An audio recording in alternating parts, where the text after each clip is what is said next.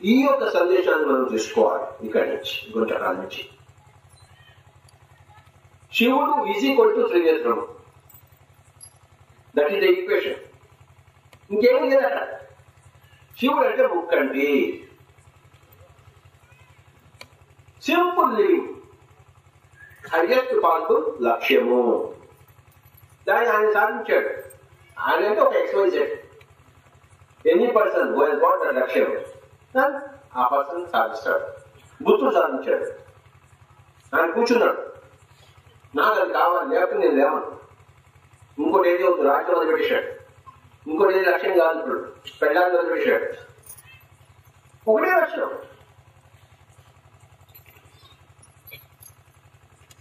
ఆ లక్ష్యం వచ్చేసిన తర్వాత మళ్ళీ అన్ని నువ్వు తీసుకో, అంతవరకు ఆ ఒక లక్ష్యం. సో ఒక శివుడి లాగా, ఒక బుద్ధుడి లాగా మనము మన లక్ష్యాన్ని పెట్టుకోవాలి. ఆయన ఏం చేశాడు? ఒక వస్త్రం చూసుకున్నాడు బుద్ధుడు, ఒక భిక్షాపాత్ర వహించాడు. అంటే ఎంత సామాన్యమైన జీవితాన్ని, simplest possible living, highest possible thinking.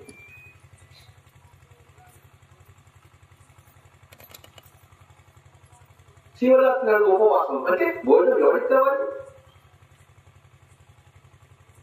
So ఉపవాసం అంటే ఏం అక్కర్లేదు నాకు. జాగరణ అంటే మూడో కన్ను యొక్క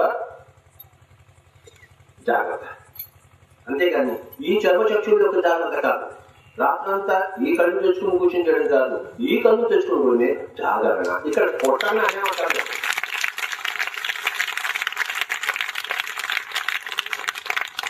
పొట్టకు ఉపవాసము, మూడో కంటికి జాగరణ, జాగ్రత్త. That is Shivaratri. Hi masters, Patriji vegetarian channel ನೋಡಿ, ಲೈಕ್ ಮಾಡಿ, ಶೇರ್ ಮಾಡಿ, ಸಬ್ಸ್ಕ್ರೈಬ್ ಮಾಡಿ ಹಾಗೂ ಮಾಡಿಸಿ ಬೆಲ್ ಬಟನ್ ಕ್ಲಿಕ್ ಮಾಡಿ. Thank you.